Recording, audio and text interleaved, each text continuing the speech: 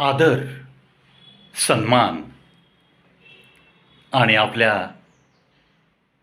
वरिष्ठांना मान देण्याची एक रीत, संस्कृती आहे आपली, भारतीय संस्कृती. पण याचं अवमूल्यन मला आठवतं ड्युरिंग माय स्कूल डेज. 8वी-9वीत कदाचित आम्ही सगळे होतो.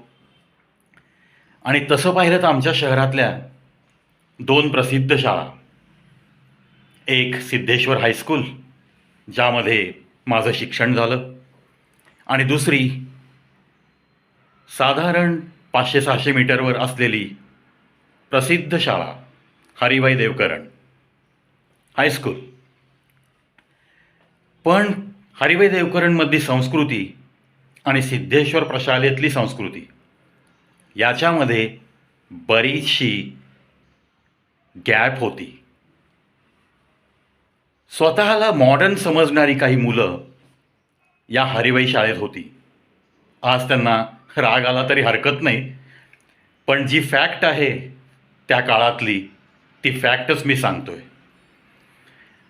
आणि एक माहिती मी अशी देईन, त्यानंतर कदाचित तुम्ही पण माझ्या मताशी सहमत व्हाल. या हरिभाई शाळेचं स्टँडर्ड नो डाऊट चांगलं होतं. 8वी, 9वी, 10वी इंग्लिश मिडियमचे वर्ग पण होते. सोलापूर शहरातल्या प्रतिष्ठित डॉक्टर्स, इंजिनियर्स, बदलून येणारे क्लास 1, सुपर क्लास 1 ऑफिसर्स यांची मुलं मुली त्या शाळेत दाखला मिळावा म्हणून धडपडायची. अर्थात पालक लोक धडपडायचे, आणि अर्थातच एक वेगळा क्लास त्या शाळेत असायचा.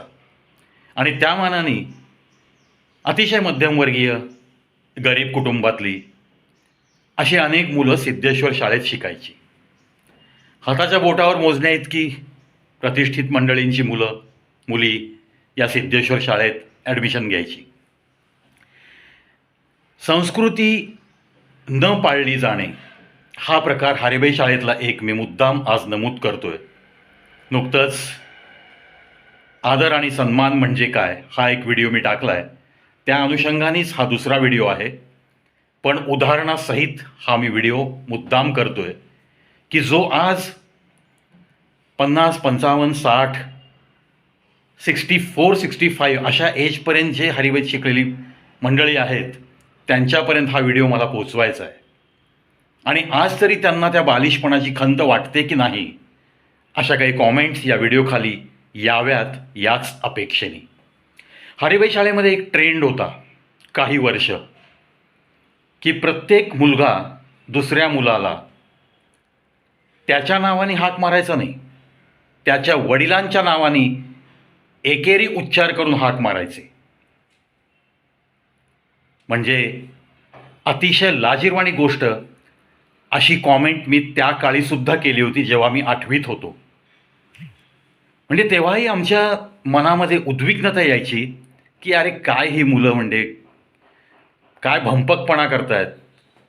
स्वतःच्या वडिलांचा आपले मित्र अनुद्गार करतायत, एकेरी उल्लेख करून घरापाशी येऊन सायकल लावून वडिलांच्या नावाने हाका मारतायत बाहेरनं, आणि वडील घरात असतील तर त्यांना लाजिरवाणं होतं आहे. अरे काय प्रकार चालला आहे हा, असं आपल्या बापाने आपल्याला विचारावं लागतंय.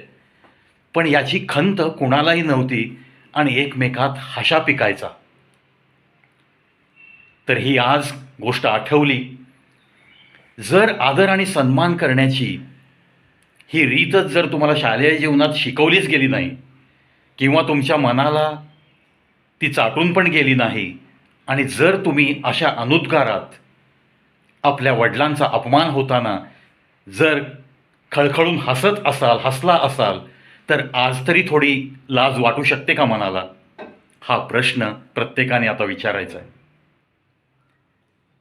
जोक कोणत्या बाबतीत करायचे, कोणत्या बाबतीत हसू आलं पाहिजे, याची पण शालेय जीवनापासून काहीतरी टिप्स मुलांना दिल्याच पाहिजेत. आज त्या एका शाळेव्यतिरिक्त कुठेही मला असं माझ्या शहरात कोणत्याही शाळेत असे प्रकार कधीही दिसले नाहीत. मग जे कुठेतरीच दिसतं ते चांगलं असतं का जे सगळीकडे दिसतं ते चांगलं असतं?